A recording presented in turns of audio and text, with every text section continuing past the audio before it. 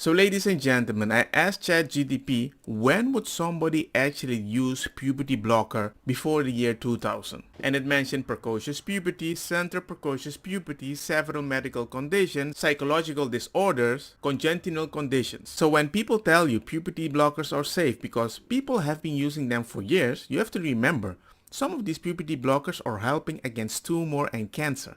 You might get liver damage if you take them too much. What I started doing was I would look online and I would say, I'm really uncomfortable with myself, with my body, with my femininity. And I came across these videos of other teenage girls. I was about 17 at this point, maybe 18. And I came across these videos of other teenage girls talking about how they were also extremely uncomfortable in their bodies and what made them happy. And from the videos, it looked like they were extremely happy. What made them happy was transitioning to male, changing their name, asking people to use different pronouns, and then eventually going through the medical transition. So I thought, that must be me.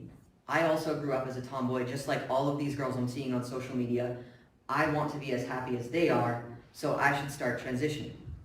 So when I was 18, I asked everybody in my life to call me by a boy's name and use male pronouns to refer to me. So in other words, I went through a social transition.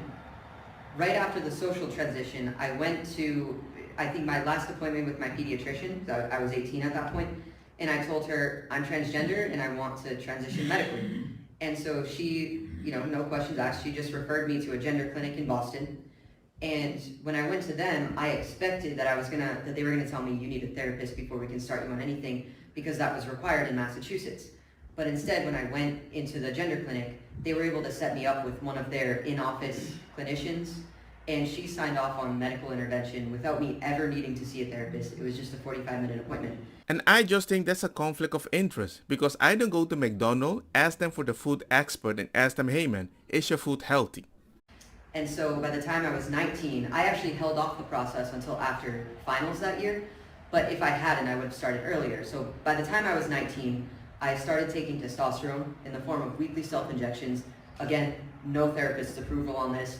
And it wasn't like you can start taking the testosterone but go see a therapist. I just didn't have one and they didn't care if I had one. I was starting on testosterone and I was paying for the testosterone, so I think that was a big part of it. And for a while, the effects of testosterone felt really good. So my voice started to deepen. That was one of the first effects that I noticed. And I grew a little bit of facial hair, and overall, I think I started to look more masculine because just walking around every day, people would call me he without me having to tell them. It was just, if I walked by a stranger, they would assume that I was male. And that felt really good. But after about a year, so now I was 20 years old, that sense of euphoria from the testosterone started wearing off. And so I thought, well, my next step is going to be top surgery. And I was watching the videos online of girls who had top surgery, which is a double mastectomy to remove your breasts, just like the kind that breast cancer patients will get. So I'm watching these videos, and it's common for the girls to do a chest reveal video where they have their surgery and they're all bandaged up, and then the day that they're finally able to take their bandages off, they'll record themselves taking their bandages off in the mirror, and they'll record their reaction. And their reaction, to me, it just looked like there's no way for me to be that happy without doing this. Because when they were looking in the mirror, they would start crying, they would break down, tears of joy. They were just so, I thought they were just so happy about this and that they finally found joy in their identities. And so I thought, yeah, I need to go through with this top surgery. It's going to make me feel so much better. Right now we live in a society that boys cannot even watch a few masculine stuff about action because the kid is being influenced to be gangly, gangster or patriarchy. But at the same time being locked in a room for almost 2 years, everybody on freaking TikTok, that is not influence certain girls to start doing certain things. It's kinda disingenuous that people want to live in a society without pushback. And I'm like, maybe that's a little dangerous. Maybe. For their future. And that actually is how I felt after I had the surgery. I had the surgery when I was 20 years old, removed my breasts, had the double mastectomy, and the recovery wasn't too bad. But I did start to feel really happy. I stood with my shoulders back, stood up really straight, and I had a lot of confidence. But after about 4 years, of just feeling very satisfied with myself, I started to have some serious abdominal pain. And I went to the gender clinic and I asked them, what is this abdominal pain? I've never had this before. Do you know what it is? And they said, yeah, that's just your uterus. You know, after you take testosterone for a long period of time, you need a hysterectomy. It's what we do for all of our patients. And I did know from watching YouTube videos that there was a chance I was going to need a hysterectomy, a good chance I was going to need a hysterectomy down the road. I didn't expect it to come so soon. Sometimes it feels like a woman that goes to an abortion clinic, she might be already at 2 months. They don't let you hear the heart because they know it might change your decision. Right? Well, this is the same thing. They don't tell you all the things that might happen after you do this in the process in your future because they care about the happiness in the moment. They don't care about the future because, hey, you already started, so why go back? As if you're not affirming a pipeline so they keep getting money. But the doctor said they'll have no problem scheduling me for the hysterectomy, and so they did. And in the summer of 2020, when everything else was shut down, I was at the hospital having a gender-affirming hysterectomy, and during the process, they removed my uterus, cervix, fallopian tubes, and both ovaries at the age of 24. If you check online, statistically seen, if you're over 18 and you want to get a vasectomy, you still have to go to a psychiatrist or a therapist to proceed with that decision. But hey, there's an easier way. You can just say, I'm just not happy with this body. Now, during that surgery, somehow one of my arteries was left open, and nobody noticed. But in recovery, I was getting worse and worse, and they were supposed to send me home that day. I wasn't supposed to stay at the hospital. They just took my organs and were going to send me home, but they noticed that I wasn't in good enough shape to actually go home. And so they admitted me to the hospital. They decided they would keep me overnight to monitor my recovery. And later on that day, I was in so much pain. I was just, rolling back and forth on the hospital bed, and I was getting physically sick. I was actually throwing up because of all the pain I was in. Well, I don't actually know if I was throwing up from the pain or from all the pain meds that they were putting in the IV, but I do remember telling them, I'm in too much pain. I can't handle this. I need you to give me something for it. And they said, we can't. We've already given you too much. So it was just immense pain.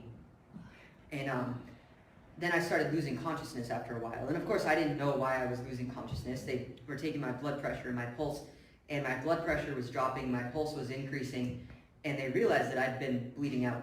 So drifting in and out of consciousness, they were doing the ultrasound to see what was going on, and they saw all of the blood pooling in my abdomen.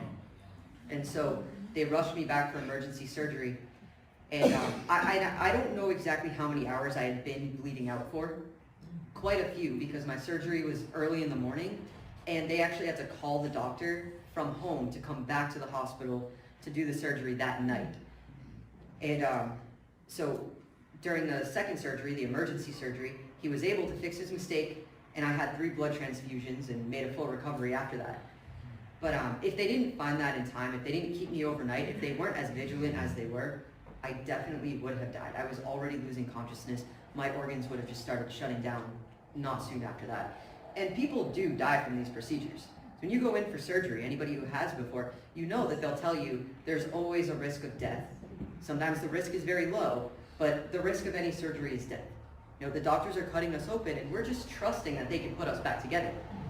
Now, I learned the hard way, if a doctor's cutting you open in a vain attempt to change your sex, probably don't trust that he can put you back together after. So there is this article that certain people have passed away when they tried to do a vaginoplasty because the surgery went wrong.